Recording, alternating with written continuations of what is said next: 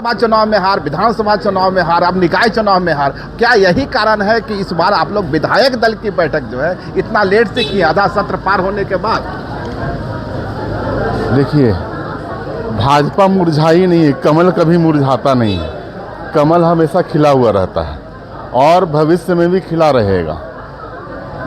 लेकिन जहाँ तक बात है कि आप कह रहे हैं कि विधायक दल की जो बैठक हुई है, कुछ परिस्थितियाँ हो गई थी, निकाय चुनाव भी चल रहा था।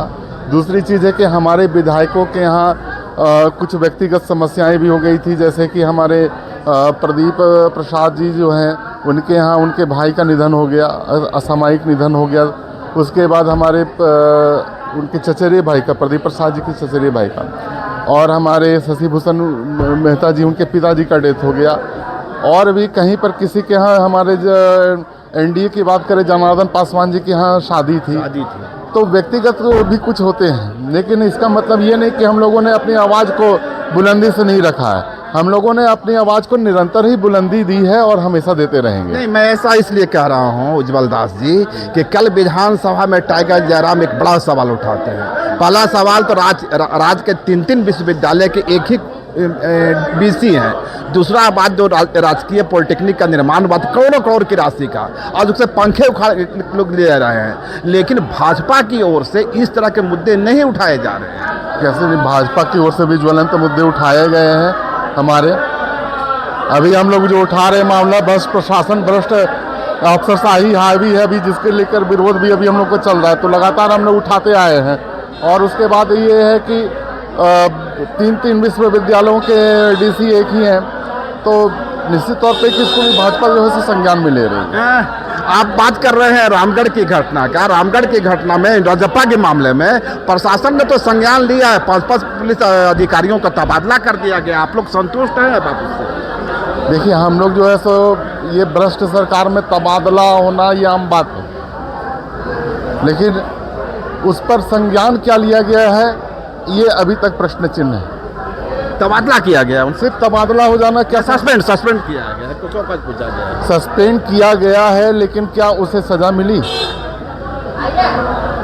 तो आगे होगी ना, आगे होगी, जब मिलेगी तो फिर बात करेंगे। एक घटना जो आती है, जिस तरह से गिरिडीह में आया है, डीसी महोदय फटकार लगा रहे हैं महिलाओं को, अंग्रेजी में लगा रहे हैं। आपको नहीं लगता कि झारखंड का स्तर थोड़ा सुधर रहा है? अब तो हमारे अधिकारी भी आम लोगों से अंग्रेजी में बोल रहे हैं, ये तो अच्छी पहल है। आम लोगों से अंग्रेजी में बात करें, और शिक्षा का जो है सो स्तर नीचा।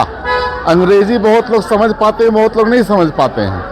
और अंग्रेजी में अगर सरकार अफसर डांट रहे, इसका मतलब अफसरशाही हावी है, और ये अफसरशाही हावी रहेगी, हम लोग चलने नहीं देंगे सदन को। जब तक अफसरशाही हावी होगी, हम लोग ना सरकार चलने देंगे ना सदन चलने देंगे। तो रामनरेश यादव जो हैं, जो डीसी हैं, उनके खिलाफ आप लोग आवाज़ उठाइएगा।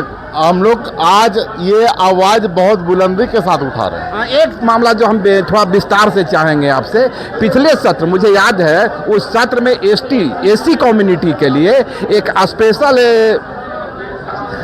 एडवाइजरी कमेटी बनाने की बात हो गई थी। एसी एडवाइजरी कमेटी एसटी के तर्ज पर, उस पर कहीं पहल होती नजर नहीं है। देखिए, ये सवाल मैंने भी उठाया था और इस बार भी तारांकित प्रश्न के माध्यम से उठाया था, लेकिन सरकार इसका जवाब देना नहीं चाहती है।